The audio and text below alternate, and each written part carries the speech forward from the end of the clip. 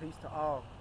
Seven sacrifices, and I want to go over with myself the process of change, breaking habits. And the first step to making a change, you have to break the habits within yourself that are limiting you to making that change. Recognizing the problem, recognizing the habit, recognizing what's bad for you, what's good for you. That's the first thing to any type of change is first of all realizing that I gotta make a change. I gotta make something different happen. And to make a change, you gotta realize, all right, what's that's holding me back? And when you realize what's that's holding me back, you're one step closer to your own success. You're one step closer to making yourself a better person. Is reviewing the cycle.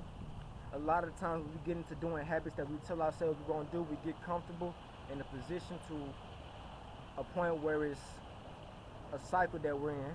A lot of the times you gotta stop yourself from being in that cycle to doing the bad habits that you was doing, as in boredom. You gotta keep yourself doing something new every day. You can't let yourself get bored or let yourself get back into that position to where you was making them actions that would you call to yourself being a bad habit. So you can make your change.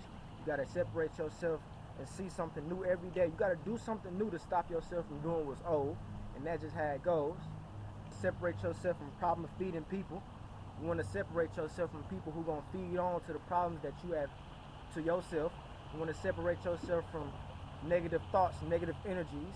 Let's say I want to stop smoking cigarettes, and I call myself I smoke cigarettes because I'm stressed. If you're around people who are constantly stressed and constantly bringing up situations where they're stressed, you're gonna go home and you're gonna feel that energy. You gotta separate yourself from people that bring that type of energy, which you're trying to separate yourself from. You want to surround yourself with people that's going to keep you away from thinking in a low vibrational type of way in order to break those type of habits. You want people around you who's going to support you breaking your habits in the first place. You don't want nobody around you that's going to say, oh man, I'm going to keep doing me. I'm going to keep doing what I want to do. Oh yeah, that's cool for you. You want to surround yourself with people who's going to actually push you to make a change and stop you from making a difference within yourself when you're trying to make a change. Another method is you want to find disgust in whatever you want to make a change in. Let's say I have a drinking problem. You want to find yourself so disgusted with the way that you act when you're drunk. You want to find yourself so disgusted in the way drinking. You want to make drinking entirely disgusting to your soul, because when you're disgusted in something, you would never go back. Not that you would never go back. You're gonna make a change from it. To make a change, you gotta find yourself so disgusted and staying the same, so disgusted in your actions, so you was forced to make that change. Identify the emotion that's causing you to make these habits.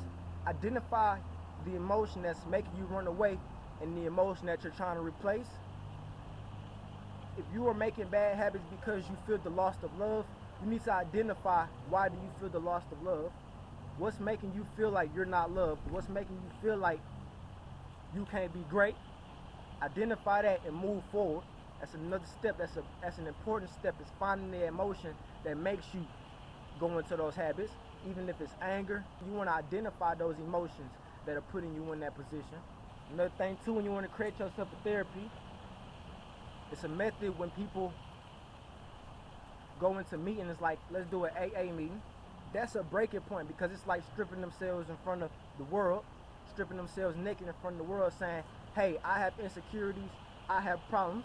Sometimes you're going to have to look within the mirror and tell yourself, I have a problem. Find yourself a therapy, even if that's meditation, if that's going for a job. It's something that's going to clear your mind so you never ever fall back on that track of just that thought process. And that was another thing when I was saying you got to separate yourself from the cycle. When you separate yourself from the cycle, you separate yourself from that thought process. Whatever that thought process is to lead you up to making that action, you want to find your therapy to satisfy that action. Fill your mind with the negatives of the product. Whatever the product is that's causing you to be like, I want to make a change from, you got to put into yourself the negatives of what that product is causing. It's just like when I went vegan. When I went vegan, I had to fill my mind up with the negatives about why eating meat can affect you, why eating meat can hinder you, as well as even smoking nicotine.